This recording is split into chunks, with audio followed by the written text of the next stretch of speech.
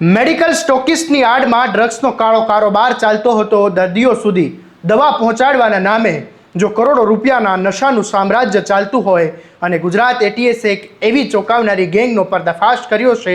અમદાવાદના શાહીબાગ વિસ્તારમાં એમએર ટ્રાવેલ્સ નામની એક જે લક્ઝરી બસ છે તેમાંથી 8,32,00,000ની કિંમતનો 2,08,000 ટ્રામાડોલ ટેબ્લેટ્સનો જંગી જથ્થો ઝડપાતા સમગ્ર રાજ્યમાં ખળભળાટ મચી ગયો છે. તપાસમાં માત્ર એક જ જથ્થો નહીં પરંતુ છેલ્લા 2 મહિનામાં 62,54,000થી વધુ ટ્રામાડોલ જે ટેબ્લેટ છે તે રાજસ્થાન અને ઉત્તર પ્રદેશમાં સપ્લાય કરવામાં આવી હોવાનું સામે આવ્યું છે. આખરે આ કાળો કારોબાર કેવી રીતે ચાલતો હતો અને કોણ છે તેની પાછળ એટીએસની તપાસમાં શું ચોંકાવનારા ખુલાસા થયા છે, આવો વિગતે વાત કરીએ આ અહેવાલમાં.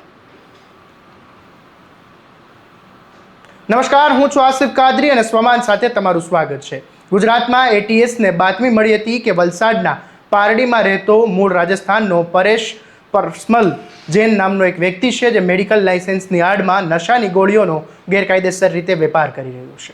તપાસ કરતાં જાણવા મળ્યું કે દવાના નામે ખોટા બિલ બનાવીને અંકલેશ્વરથી રાજસ્થાન આ જથ્થો જે છે તે અમદાવાદના શાહીબાગથી પસાર થતો હતો અને ત્યારબાદ એટીએસે અમદાવાદ પોલીસની મદદથી લક્ઝરી બસમાં તપાસ હાથ ધરી અને તપાસ દરમિયાન બસમાંથી 6 બોક્સ મળી આવ્યા. આ બોક્સ ખોલતા અંદરથી 2,08,000 ટ્રામાડોલ ટેબ્લેટ મળી આવી હતી અને આ જથ્થાની કિંમત અંદાજે 8,32,00,000 રૂપિયા હોવાનું સામે આવ્યું છે. જોકે દરોડા પહેલાં મુખ્ય આરોપી રાજસ્થાન ભાગી ગયો હતો, પરંતુ એટીએસની ટીમે તેનો પીછો કરીને ઉદયપુર જિલ્લાના ગોંગુડા વિસ્તારમાંથી તેને ઝડપી પાડ્યો છે. આગળ વાત કરીએ પહેલાં એટીએસના સુનિલ જોશીએ શું કહ્યું એ સાંભળી લો. આપ બધાને ખબર છે કે ભારત સરકાર અને ગુજરાત સરકારની નાર્કોટિક્સ પ્રત્યે ઝીરો ટોલરન્સની નીતિ રહી છે અને દરેક પ્રકારનો જે ડ્રગ છે એના દૂષણથી આપણા દેશને કેવી રીતે દૂર રખાય એ બાબતે બધા ડિપાર્ટમેન્ટ્સ મળીને, બધી એજન્સીઓ મળીને એમાં કાર્યરત છે. આજ જે અમારું કામ છે એની પ્રક્રિયાના ભાગરૂપે અમે કન્ટિન્યુઅસલી નાર્કોટિક્સ માટે ઇન્ફોર્મેશન કલેક્ટ કરવાનો, ઇન્ફોર્મેશન શેર કરવાની, જાતેથી કેસ કરવાના આ બધી કામગીરી કરતા હોઈએ છીએ.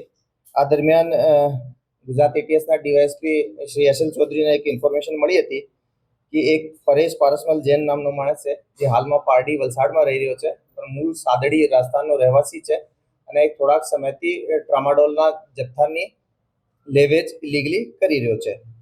આ બાબતે ઇન્ફોર્મેશનને સિનિયર અધિકારીઓ જોડે શેર કરવામાં આવેલ. એક ટેકનિકલ ટીમ બનાવવામાં આવેલી જેમાં વાયરલેસ સબ ઇન્સ્પેક્ટર રવિ વઢવાણાએ રહ્યા.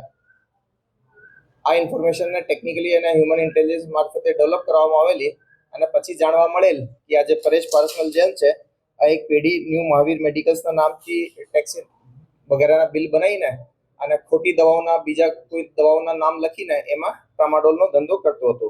જાણવા મળેલ કે આ પેઢીના નામથી થોડોક જથ્થો અંકલેશ્વરથી એક એમઆર ટ્રેવલ્સમાં મૂકવામાં આવેલ છે અને આ બસ રાજસ્થાન ખાતે જનાર છે અને રસ્તામાં શાહીબાગ અમદાવાદ આવનારી છે. એક મોટી ટીમ બનાવવામાં આવેલી જેનો નેતૃત્વ એસપી કે સિદ્ધાર્થ કરતા હતા. સાથે સાથે એટીએસ તરફથી DYSP S L. Chaudhari, PI DD Rahevar, PSI Manish Patel, AP Parmar, ML Solanki, બીજા બધા માણસો અને સાથે સાથે અમદાવાદ સિટી ક્રાઇમ બ્રાન્ચના અધિકારીઓ, કર્મચારીઓ અને અમદાવાદ એસઓજીના અધિકારીઓ, કર્મચારીઓ પણ આ ટીમમાં સાથે જોડાયેલા. એ સસ્પેક્ટેડ બસ હતી, એને ચેક કરવામાં આવેલી. એમાં ખોટા બિલો આધારે ટ્રાન્સપોર્ટ થતા જે જથ્થો હતો એમાં 6 બોક્સ મળી આવેલા, જેમાં નાના બીજા 416 બોક્સીસ હતા અને એની અંદર ટ્રામાડોલનો જથ્થો હતો અને એના જે બિલ જે રજૂ કરવામાં આવેલા હતા એ ખોટા બીજી કોઈ નોર્મલ દવાઓના હતા. ટોટલ 2,08,000 ટેબ્લેટ રિકવર કરવામાં આવેલી છે. એમાં એક ટેબ્લેટની જે આંતરરાષ્ટ્રીય બજારની કિંમત છે 400 રૂપિયા થાય છે.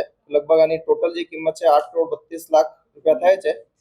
આ દરમિયાન જાણવા મળે કે જે શંકાસ્પદ જે આરોપી છે એ ઉદયપુર ભાગી ગયેલ છે. તો એક બીજી ટીમ જેમાં પીઆઈ વીએન વાઘેલા અને એસઆર ચાવડા, આશીષ પટેલ અને માણસોની એક ટીમ બનાવવામાં આવેલી. એને તાત્કાલિક ટીમ ત્યાં જઈને ઉદયપુરના ગોગુંડા ખાતેથી એની અટક કરવામાં આવેલી. એનો રિમાન્ડ પણ લેવામાં આવેલો આરોપીનો. એને 7 દિવસ નામનો રિમાન્ડ મળ્યા છે. આરોપીથી હાલ પ્રાથમિક પૂછપરછ ચાલુ કરી છે. તો હાલમાં સ્ટોકિસ્ટ તરીકેનો કામ મે મહિનાથી ચાલુ કરેલ છે.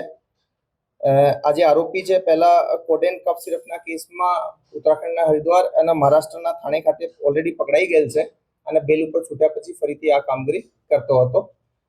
આ રીતે આ જે કેસ છે ડ્રગના દૂષણ વિરુદ્ધ અને ડ્રગ્સની જે પણ વેરાયટી હોય, હેરોઇન હોય, કોકેન હોય, મેથ હોય, એમડી હોય યા પછી ટ્રામાડોલ જેવા મેડિસિનલ યુઝમાં આવતી દવાઓ છે જેને નાર્કોટિક્સ તરીકે યુઝ કરે છે, એ બધી બાબતોને, એ બધી ડ્રગ્સને સમાજમાં ના ફેલાય એને રોકવા માટેના અમારા પ્રયાસોનો એક ભાગરૂપ છે.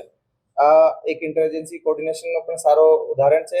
અમદાવાદ શહેરની એજન્સીઓ અને એટીએસ સાથે મળીને આ કેસને પૂરો કરેલ છે.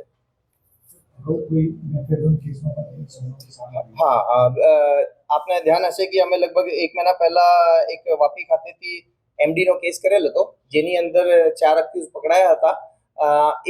એ જે પરેશ પારસમલ છે એની એ કેસમાં પણ સંડોવણી મળી આવેલ છે.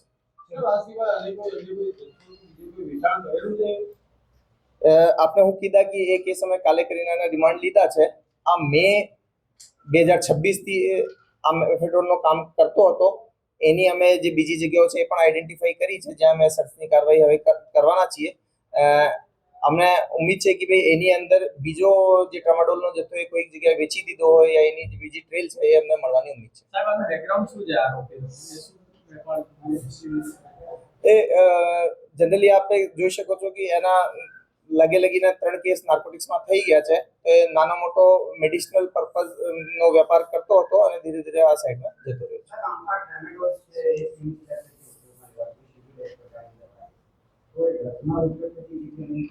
ના 2018 ની આસપાસ ભારત સરકારના નોટિફિકેશન પછી એ ટ્રામાડોલ જે છે એનો એક નોટિફિકેશન થયો છે અને એના અમુક જથ્થાથી ઉપર હોય તો નાર્કોટિક્સની કેટેગરીમાં આવી જશે.